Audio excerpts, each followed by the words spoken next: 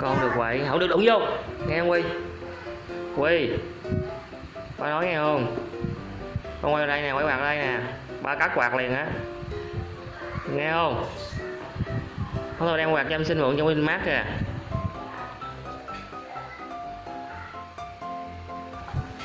Nghe nói không? Hả? Quay quạt lại. Con làm đi giật vô giờ à? Bây giờ này quay lại nè, hư quạt của con á, cúp điện rồi nó còn có miếng điện á, ngồi xuống cho mát đi. Cúp điện rồi á. Cúp điện rồi. Nghe nói không? Con ngồi bên kia quay lại quạt lại con kiến dưới gò kìa. Đừng đụng vô đó, giật. Nghe không Quy? Điện giật.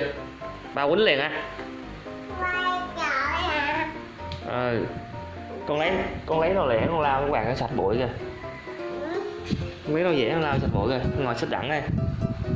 Con ngồi đặng là xích đẳng lao sạch bụi. Ngồi quậy quạt ở đây nè. Rồi con ngồi xích đẳng đó. Lao bụi đi ăn hoàng. Lao cho sạch bụi nha. Cái gì? Cộng thun hả? Cộng thun làm cái gì vậy? Bún quy hả? Thun bún ai? Sao bún quy? Ba bánh quy hả? Con lì là ba bún con nha. Con lấy con thun đó con đem dục đi. Con dục trên bụi dán đi. Đem để con thun ngay trên bụi dán á. Để đó rồi. Ngồi xuống lấy đồ lau cái quạt cho ba, sạch cho ba.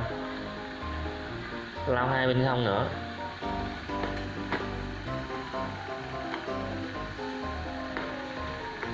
Chừng điện giật nha. Đứt tay chảy máu á. Nghe không? Ba nói sao dạ? Giỏi. Con ngồi rồi ngồi đàng hoàng lại. Ngồi xuống đàng hoàng lại. Cái con kiến ở dưới giò con kìa. Kiến dưới giò đâu? Trời ơi, chảy máu không? Coi giò kia có chảy máu không?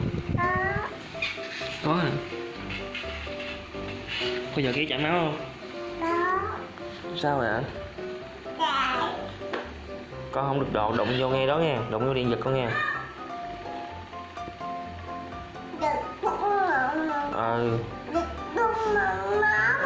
Chảy máu giò luôn á.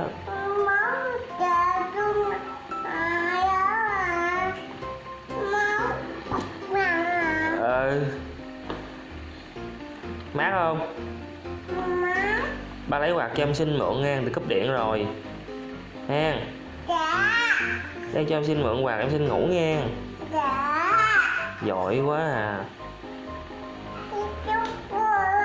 Cái gì con chỉ gì? Cúp điện nào? Cúp điện rồi, con lại đây lại quạt của con nè. Nhanh lên.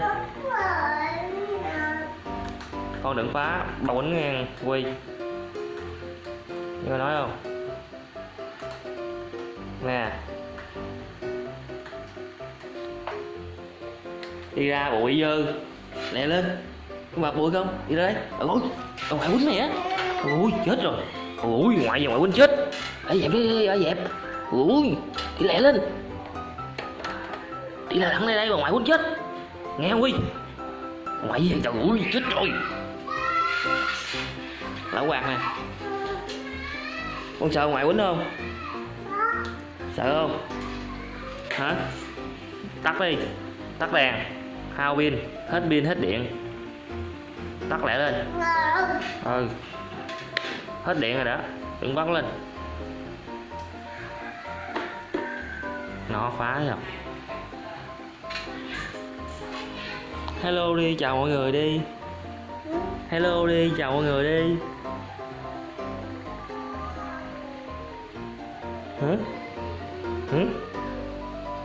Hả? Đứng ra đây, đứng lặng đây, đứng lặng đây, phải quay cho con đứng lặng đây. Rồi đứng đó. Ẩn cu lên. Ronaldo đứng sau. Ronaldo đứng sau. Ronaldo làm vậy hả? Đứng lặng đây, đứng xa đây nè. Đứng ở đây nè, đứng ra kia. Đẳng đi. Rồi đứng ngay đó, quay lại. Ronaldo đứng sau. Đi ra đứng giữa đây nè. Đứng ngay đó đi. Sáng. Ronaldo đứng vậy hả? Ronaldo ảnh cu lên không? Đâu? Ronaldo đứng sau đâu? Chỉ ba coi coi.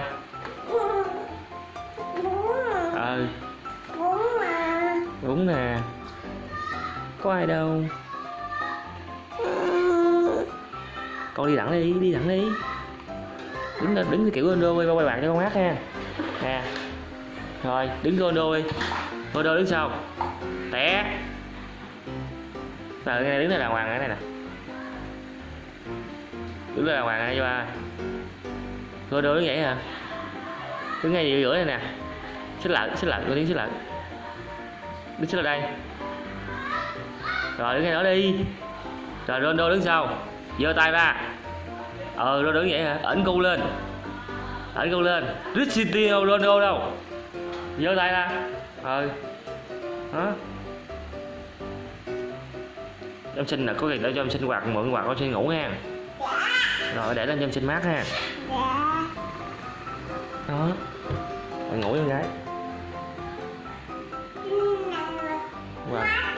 Rồi mát ngủ nè. Ronaldo đứng nè. Đứng múa giỏi ra coi. Lại võ công coi. Võ đâu? Ba dạy võ làm sao đâu? Ba chỉ võ cho con đâu? Đàng hoàng. Ba dạy giỏi con sao đâu? Lấy gì à? Bây giờ quậy lên đã. Cái đầu trai quậy đó. Bây giờ cái đầu trai quậy đó. Rồi bỏ cái vỏ kia, con lấy siêu xe con ra đi. Giờ cắt vỏ nặng.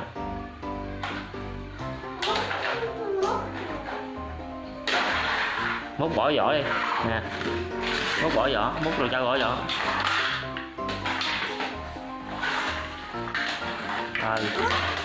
Múc bỏ vô. Múc bỏ vô. Có gì đâu. Có Quy đấy hả? Quy đâu? Đây. Khoan để qua cho màn hình lại.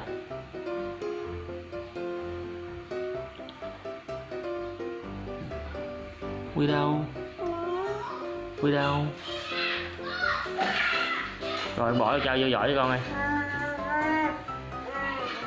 Cái kèn của con đâu? Quy lấy kèn của con rồi. Cái kèn đâu? Chạy đặng lấy kèn. Kéo ra thổi coi. Bỏ nó ra đi, nó dơ quá, bỏ này bỏ đi. Lấy cây kèn ra thổi coi. Rút lên. Thổi coi. Cổ gì?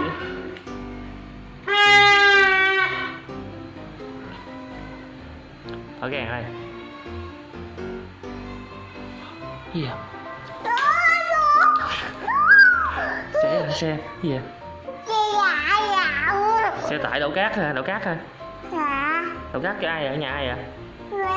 Đổ cát nhà Quy hả? Nhà Quy đâu? Bạn ra coi xe rải coi. Coi xe tải đổ cát đi.